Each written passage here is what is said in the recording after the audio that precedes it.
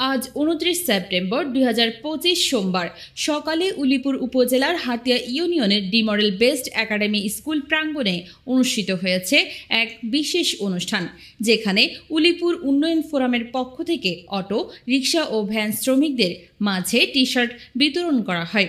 এই উদ্যোগটি পরিচালনা করেন উলিপুর উন্নয়ন ফোরামের চেয়ারম্যান ব্যারিস্টার মাহবুব আলম সালেহী।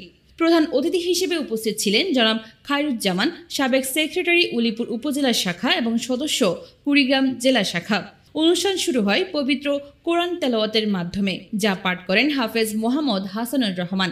এরপর উদ্বোধনী বক্তব্য রাখেন মাওলানা মোহাম্মদ আক্কাস আলী, কর্মপরিষদ সদস্য এবং সভাপতি জামায়াতে ইসলামী হাতিয়া ইউনিয়ন শাখা। শ্রমিকদের হাতে টি-শার্ট বিতরণে বিশেষ অতিথিদের মধ্যে উপস্থিত ছিলেন হাফেজ আলামিন, মুমিনুল ইসলাম, হামিদুর রহমান, মিনাজুল ইসলাম, মোহাম্মদ রতন মির্জা, জনাব নজরুল ইসলাম এবং মাওলানা রফিকুল ইসলাম। প্রধান অতিথি জনাব খায়রুজ্জামান তাঁর বক্তব্যে বলেন, শ্রমজীবী মানুষের কল্যাণে এই ধরনের উদ্যোগ অত্যন্ত প্রশংসনীয়। আমরা চাই সকল শ্রমিক সমান অধিকার ও উন্নয়নের সুযোগ পায়। উলিপুর উন্নয়ন ফোরামের এই কার্যক্রম স্থানীয় সমাজে ইতিবাচক প্রভাব ফেলবে এবং শ্রমিকদের পাশে থাকার প্রতিশ্রুতি প্রকাশ করবে। সমাপনী বক্তব্য রাখেন জনাব আক্কাস আলী, উলিপুর উপজেলা শাখার বাইতুল মাল সম্পাদক।